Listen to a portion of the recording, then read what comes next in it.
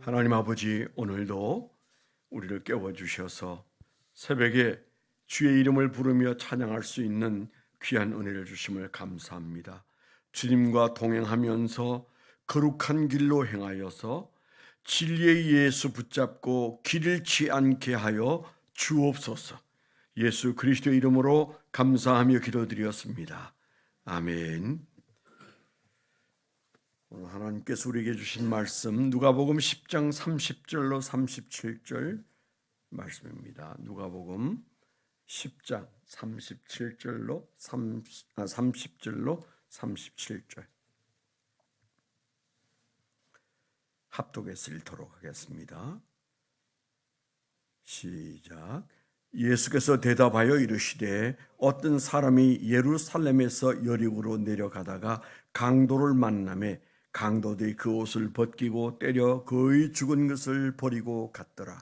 마침 한 제사장이 그 길로 내려가다가 그를 보고 피하여 지나가고 또 이와 같이 한 레위인도 그 곳에 이르러 그를 보고 피하여 지나가되 어떤 사마리아 사람은 여행하는 중에 거기 이르러 그를 보고 불쌍히 여겨 가까이 가서 기름과 포도주를 그 상처에 붓고 싸매고 자기 짐승에 태워 주막으로 데리고 가서 돌보아 주니라. 그 이튿날 그가 주막 주인에게 데나리온 2를 내어주며 이르되 이 사람들을 돌보아 주라. 비용이 더 들면 내가 돌아올 때 갚으리라 하였으니 내 생각에는 이 세 사람 중에 누가 강도 만난 자의 이웃이 되겠느냐. 이르되 자비를 베푼 자니이다. 예수께서 이르시되 가서 너도 이와 같이 하라 하시니라. 아멘. 네, 오늘 말씀 묵상하고 적어본 적용 제목을 나누겠습니다. 강도 만난 영혼을 피하지 말고 찾고 치료하라. 이것이 참 영성이다. 그렇게 적어봤습니다. 강도 만난 영혼을 피하지 말고 찾고 치료하라. 이것이 참 영성이다. 오늘 말씀은 지난 주일날 우리 담임 목사님의 주일날 설교 본문이기도 합니다. 예수님에게 율법사가 질문한 질문이 어떻게 하면 무엇을 해야 영생을 얻으리까? 그렇게 큰 질문을 던졌잖아요. 그런데 예수님이 하신 대답은 어떤 대답이었습니까? 만일 여러분들에게 어떻게 해야 영생을 얻을 수 있습니까? 그렇게 물으면 대체로 훈련받은 교인들이 하는 대답은 어떤 대답일까요? 예수 믿어야 구원받지요. 하나님을 믿고 예수 그리스도를 믿어야 구원받습니다. 예수 믿으면 구원받을 수 있습니다. 우리가 그렇게 대답해야 아마 맞는 대답일 겁니다. 그건 뭐 서양이나 동양이나 예수 바로 믿는 사람의 입에서는 거의 같은 말이 나오지 않을까요? 아니, 정확하게 말하면 예수님이 이런 경우에 대답하셨을 뻔한 대답은 항상 대체로 어떤 대답이었을까? 우리가 물어본다면 나를 믿으라. 그리하면 구원을 얻으리라. 그 말씀을 하셨을 거예요. 그런데 오늘 예수님은 대답 안 하셨죠? 그리고 거꾸로 질문을 하셨습니다. 예수님이 즉답을 하지 않고 거꾸로 질문을 하실 때는 그건 심상치 않은 거예요. 그 영혼을 들여다보고 그 사람의 의중을 들여다보고 그 사람을 깨우치기 위하여 주님께서 그 사람에게 맞는 질문을 주는 거죠. 그래서 질문이 없는 자에게 질문을 만들어서 그에게 인생에 대한 질문을 갖게 하고 그런 다음에 해답을 주는 형식입니다. 제가 늘 하는 얘기, 질문이 없는 사람에게 해답을 주는 것은 그것은 불필요한 일이고 그것은 잘못된 것이다. 질문이 있어야 해답이 있다. 그런 말씀을 드렸잖아요. 이 사람이 묻긴 물었어요. 영생에 대한 질문을 떡하니 그것도 누가 했습니까? 율법사가 했습니다. 그걸 설명하는 사람이에요. 율법사는 율법을 가지고 영생을 설명하는 사람이잖아요. 소위 말하면 선생이잖아요. 랍비입니다. 근데 그 랍비가 예수님에게 그런 질문을 했을 때는 예수님이 보셨을 때는 그냥 지나칠 수 없는 질문이었어요. 의도가 다분히 들어있고 거기에는 깨우쳐야 할 위기가 그 사람에게 있는 거예요. 그래서 예수님께서 거꾸로 질문을 하셨다. 이렇게 보셔야 될 상황입니다. 예수님이 뭐라고 질문하셨어요? 너가 아는 성경에는 뭐라고 돼 있냐? 그렇게 물으셨어요. 참 예수님은 진짜 선생님이세요. 좋은 선생님은 설명을 잘하는 사람이 아니잖아요. 질문을 잘하는 사람입니다. 전도도 잘하는 사람은 설명을 잘하는 사람이 아니에요. 질문을 잘하는 사람이에요. 이단들이 전도를 우리보다 훨씬 잘합니다. 왜 그렇습니까? 이단들은 한결같이 그들은 설명보다는 질문을 잘해요. 우리는 어떻게 해요? 질문이 없어요. 그래서 이단하고 맞닥뜨리면 너무 당황합니다. 그래서 이단들에게 말려들게 돼 있어요. 그들은 질문을 척척척 던지고 그리고 성경을 펼쳐서 답을 합니다. 예수님께서 이 율법사에게 하신 말씀은 그가 지금 현재 물은 질문의 의도와 그 심중을 꿰뚫어 보셨기 때문인데 주님께서 거꾸로 물으신 것은 성경에 뭐라고 되어 있냐, 율법에 뭐라고 되어 있냐 그렇게 말씀하셨잖아요. 그때 그가 척하니 꺼내놓은 대답은 오죽 잘 알겠습니까? 경천애인, 위로 하나님을 존경하고 그리고 아래로 사람을 사랑하는 것입니다. 율법으로 말하는 대답으로 조금도 흠이 없는 대답이었는데 주님께서 그 다음 질문이 뭐예요? 그러면 네가 말하는 사랑해야 될 이웃은 누구냐? 그렇게 주님께서 물으셨을 때 그가 사실은 굉장히 당황하기 시작했을 것이다. 그런 생각이 듭니다. 그때 주님께서 이제 예화로 하신 말씀이 선한 사마리아인이라고 말하는 바로 이 예화를 말씀을 드셨지요. 저도 그 여리고를 여러 번 가봤습니다. 걷기도 하고 차를 타고 올라가기도 하고. 그런데 가파른 그 여리고 언덕은 진짜 사람이 여리고로 가기 위해서 예루살렘에서 여리고로 가거나 여리고에서 예루살렘으로 가는 사람들만 있는 그런 외딴 곳이고 광야길입니다. 그 예를 주님께서 딱 들었으니까 아마 율법사는 금방 그 장면을 떠올렸을 것입니다. 그리고 거기에 제사장이 지나가고 레위인이 지나가는데 그들은 피했다. 그런 말씀을 하시고, 그런데 사마리아 사람은 강도 만난 사람을 불쌍히 여겨서 치료하고 주막에 데려가고 그리고 안전조치를 했다. 누가 그 강도 만난 사람의 이웃이겠느냐? 제사장이겠느냐? 레위인이겠느냐? 뜬금없는 사마리아 사람이겠느냐? 그렇게 물었잖아요. 참 기가 막힌 대비예요. 그러니까 거기에 지금 이 강도 만난 사람하고 아무 상관이 없거나 뭔가 걸쩍지근한 관계에 있는 사람이 딱 하나 있는데 그 사람은 사마리아 사람이죠. 상종하기 싫은 사람이, 어쩌면 때려주고 싶은 사람이 강도를 만나서 죽어가고 있을 때 피해가는 것은 당연한 것이고 무관심한 것은 당연한 것인데 예수님을 그 사마리아 사람을 끄집어내가지고 관계로 말하면 불편한 관계고 그리고 무관심해도 죄가 안 될 만한 사람이 그 사람을 불쌍히 여겼다. 그런 말씀을 하시잖아요. 정작 그 사람에게 무관심할 수 없는 사람, 피해갈서는 안 될 사람, 피해가면 죄가 될 사람이 사실은 피해갔다. 그런 말씀으로 율법사의 마음에 불을 질렀다. 그렇게 볼 수 있는 거잖아요. 정말 예수님은 적절한 비유를 드셨고 그때 그 사람에게는 충격적인 말이었고, 아니요, 이 말씀을 묵상하는 저 같은 사람도 다시 한번 마음속에 너무 불편한 마음, 그리고 뭔가 지나칠 수 없는 마음, 그리고 저 자신을 돌아보게 하는 그런 말씀을 하셨으니 2000년 전에 하신 예수님의 그 말씀이 얼마나 특별한가, 그런 생각이 제 마음속에 듭니다. 여기 이제 중요한 단어가 두 가지죠. 하나는 피했다, 불쌍히 여겼다. 피했다는 말과 불쌍히 여겼다는 말, 그 대비가 딱 드러나지 않습니까? 예수님이 하고 싶은 말씀은 누구는 피했고 누구는 불쌍히 여겼다. 어떻게 생각하냐? 너의 신앙을 가지고 대답해 봐라. 너의 신앙은 피하는 신앙이냐, 불쌍히 여기는 신앙이냐?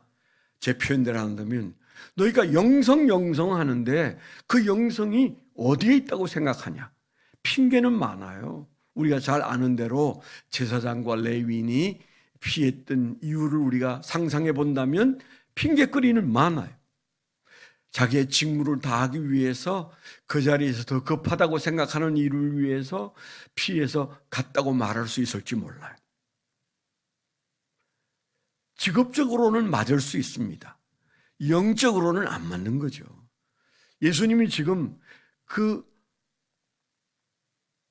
레위인과 제사장을 들고 나오신 것은 그들이 지금 자기 직업에 충실해 있는 것까지는 좋은데, 그런데 불쌍히 여길 자를 지나치면서까지 직업을 붙들고 있는 그들이 타락한 사람인가, 제대로 된 영적인 사람인가를 분별해 보라, 그런 말씀이 그 안에 있잖아요.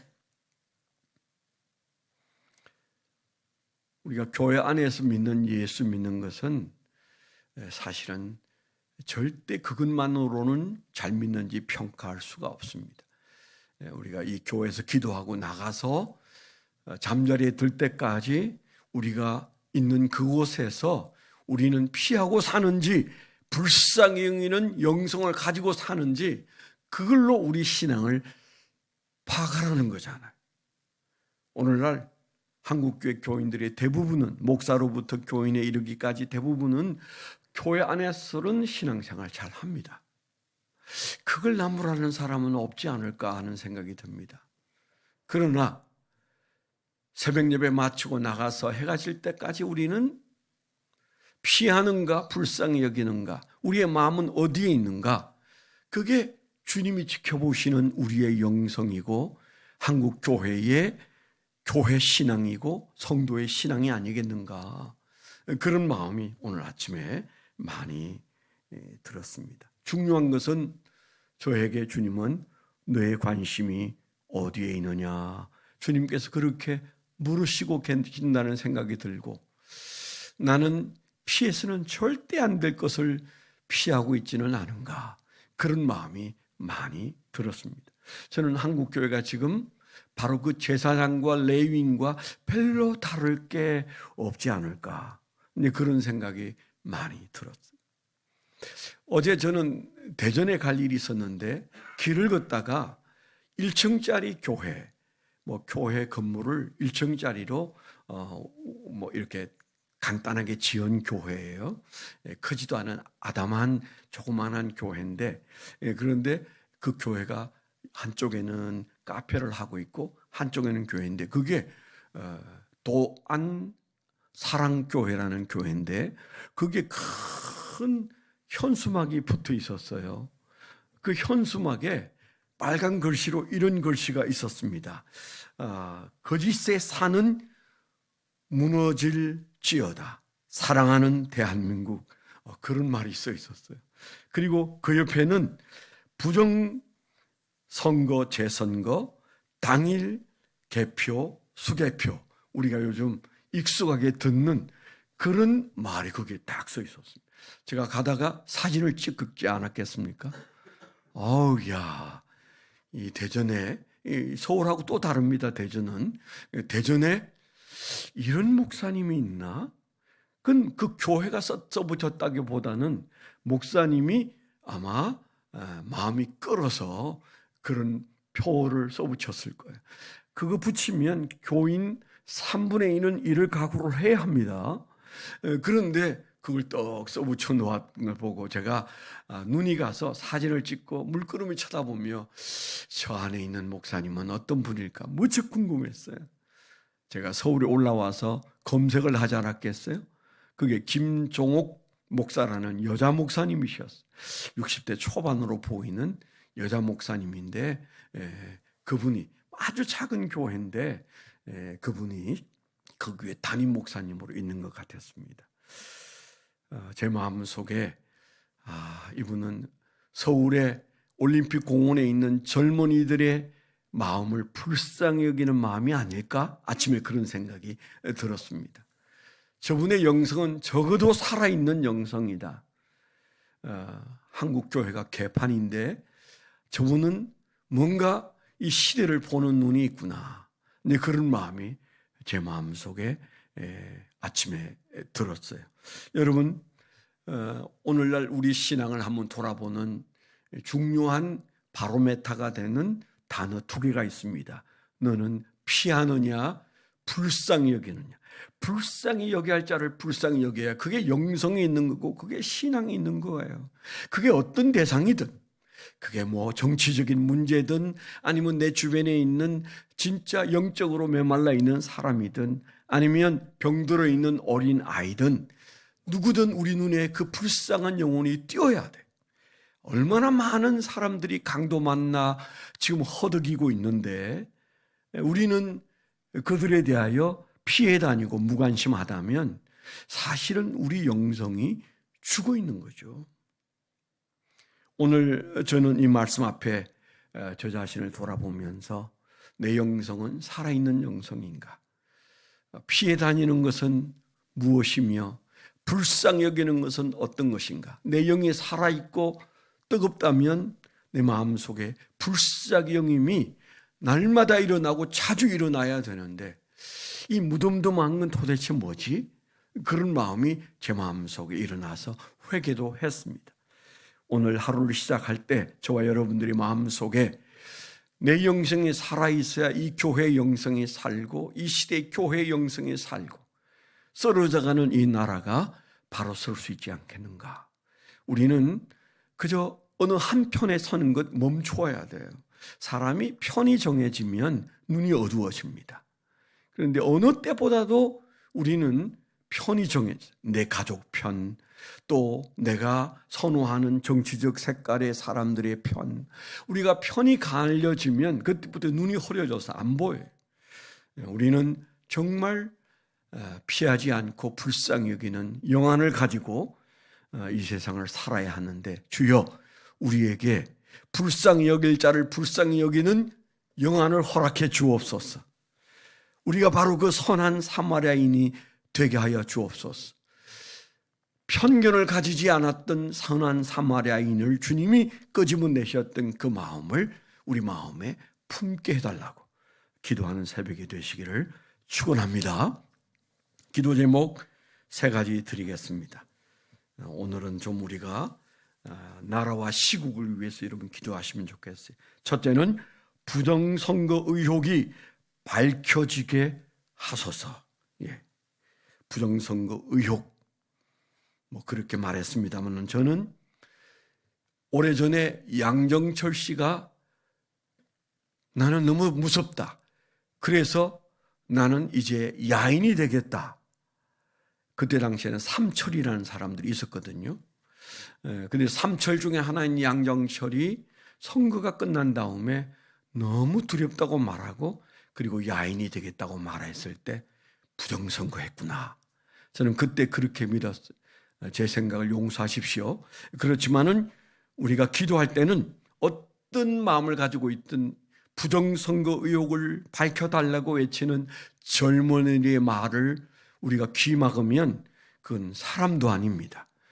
어떤 생각을 가지고 있건 밝혀달라고 기도해야 되고요. 두 번째는 하나님을 떠난 한국 교회가 돌아오게 하소서. 저는 하나님을 떠나 있고 하나님이 떠나 계신 한국 교회라고 봅니다. 다분히 목사님들이 문제이고 특별히 젊은 목사님들이 문제예요. 하나님을 떠난 교회가 돌아오게 하여 주옵소서. 우리가 울면서 기도해야 될 부분이. 세 번째는 세상을 불쌍히 여기는 영성을 주옵소서.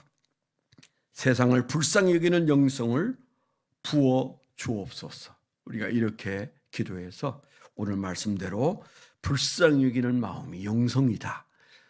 내 영성이 살아있어야 되는데 이런 마음으로 함께 기도하면 주님께서 기뻐하실 줄 믿습니다. 하나님 아버지 감사합니다.